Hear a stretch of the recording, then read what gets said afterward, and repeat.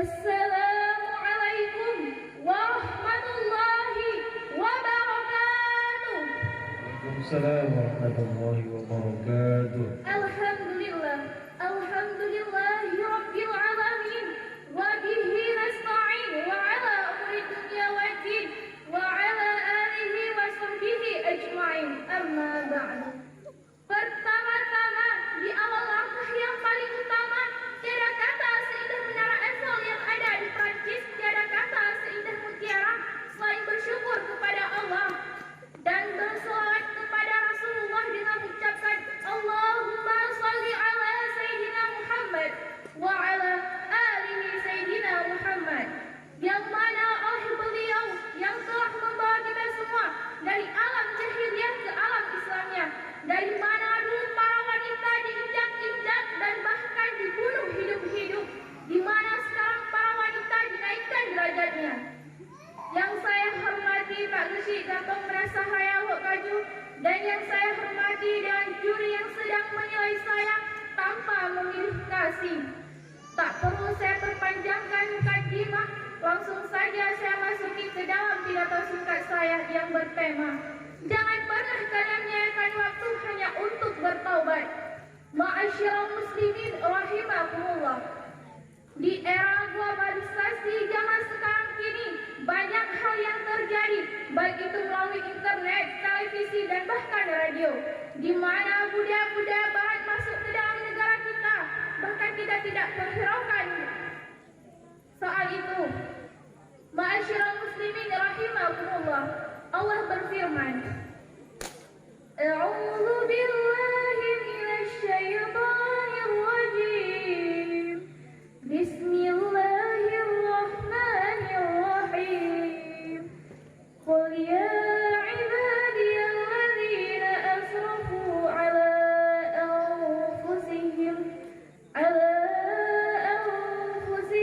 la taqnatu min rahmatillah innahu huwal ghafurur rahim. Yang artinya, katakanlah wahai hamba-hambaku, sesungguhnya kalian telah melampaui batas atas rahmat Allah.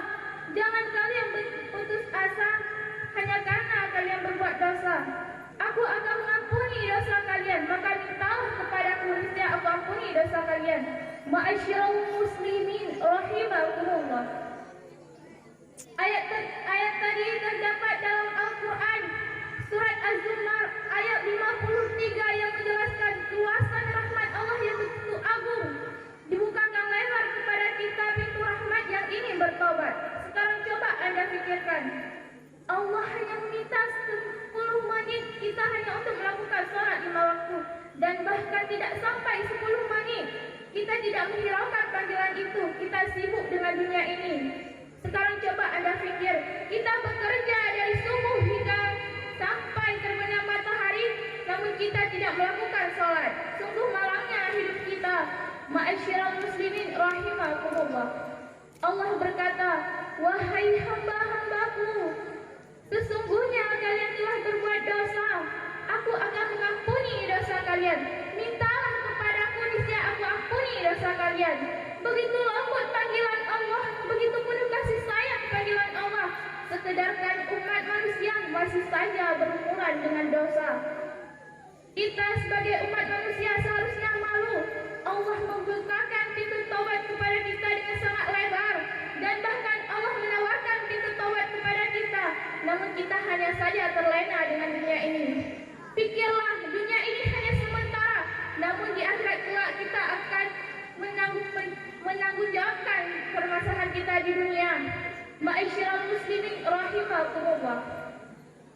Terdapat dalam Al-Quran di mana para nabi bertobat. Masa para nabi bertobat, kita manusia tidak bertobat? Sungguh malunya kita. Para nabi bertobat bukan karena berbuat dosa.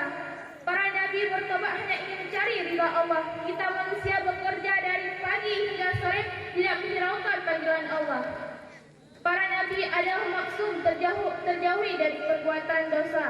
Sekedarkan kita manusia selalu berbuat dosa, terlena dengan dunia ini. Sekarang coba Anda pikirkan, di mana di jaringan internet sudah banyak masuk game-game terbaru, di mana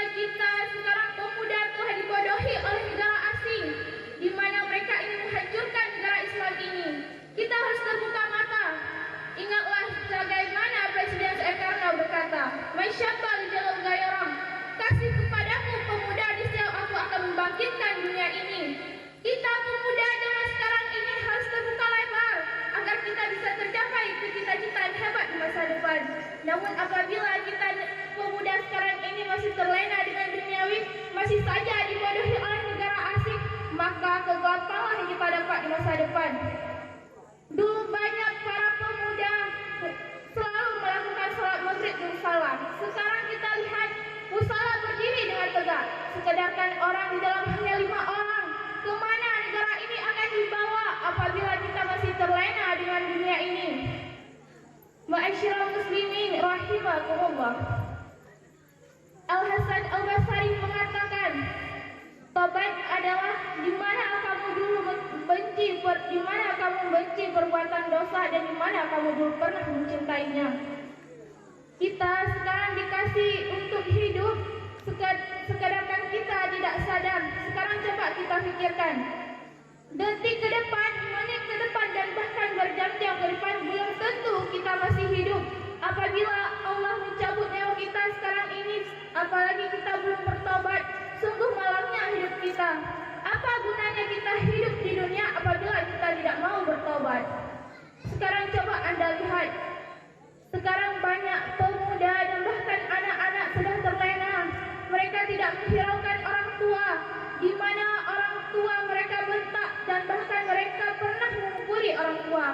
Sekarang coba kita pikirkan, ibu yang melahirkan kita, apakah kita pernah merasakan penderitaan yang ia rasakan? Sungguh malangnya kita jadi anak paling tak berguna bagi orang tua. Ma'asyiral muslimin rahimakumullah. Taubat yang diterima oleh Allah adalah taubat nasuha, di mana kamu berbuat dosa dan kamu menyesal atas perbuatan itu dan kamu berjanji tidak akan melakukannya. Allah tidak akan menutup pintu taubat kepada kita manusia semasa 2 hal. Yang pertama, seketika roh kita sudah sampai ke tenggorokan. Sekarang coba Anda lihat, kita hidup. Ngapain kita kaya kalau tidak pernah bersedekah? Ngapain kita hidup kalau kita tidak pernah mengajak orang untuk sembahyang? Sungguh malunya kita. Sebelum roh kita sampai ke tenggorokan, dari sinilah kita harus sadar bahwa kita harus bertobat. Dan yang kedua adalah seketika matahari sudah terbit dari sebelah barat, yaitu hari kiamat. Allah tidak akan menutupkan pintu tobat kepada kita semasa belum sampai hari kiamat. Waktu masih panjang pada kita. Bukan berarti Allah masihkan waktu sedikit untuk kita elehkan. Ngapain tobat? Besok aja tobat. Sekarang coba Anda pikirkan, besok tobat. Siapa tahu kita hari ini mati.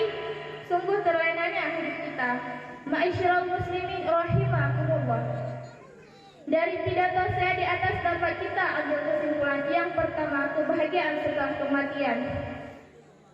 Kita memiliki harta, tahta, dan bahkan anak dan istri. Namun di saat kita sudah meninggal, tiada lain bersama kita hanya selendang kain putih dan amal pahala yang telah dilakukan di dunia. Apabila kita menebarkan benih yang baik, maka kita akan menuaikan benih yang baik. Apabila kita menebarkan benih yang buruk, maka ingatlah penyesalanlah yang akan kita terima.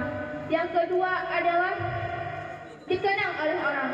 Apabila kita di masa kehidupan kita orang kaya, dan bahkan walaupun kita bukan orang kaya semiskin pun kita, ingatlah Rasulullah menghabiskan uangnya hanya untuk berdakwah. Masa kita manusia hanya sepeser pun untuk bersedekah? Tidak mau. Rasulullah sampai baju-baju dia sedekahkan kepada orang lain. Sekarang coba kita lihat, banyak sekarang orang kaya dan bahkan dia memiliki apapun, dia tidak mau bersedekah. Dia memiliki harta, anak, istri, dia tidak mau mengajak istrinya dan anaknya untuk melakukan sholat. Sekarang coba Anda lihat, bagaimana sekarang di dunia ini semakin gelap, di mana sekarang sudah memikirkan soal dunia. Ma'asyiral muslimin rahimakumullah. Hanya ini yang dapat saya sampaikan. Apabila ada kata-kata saya yang salah, saya hanyalah manusia biasa yang tak pernah luput dari kesalahan. Matahari terbit dari sebelah timur, awan-awan berbumbung tinggi. Tiada tahu batasan umur, semoga kita dapat berjumpa kembali. Saya akhiri, wabillahi taufiq wal hidayah. Wassalamualaikum warahmatullahi wabarakatuh. Waalaikumsalam warahmatullahi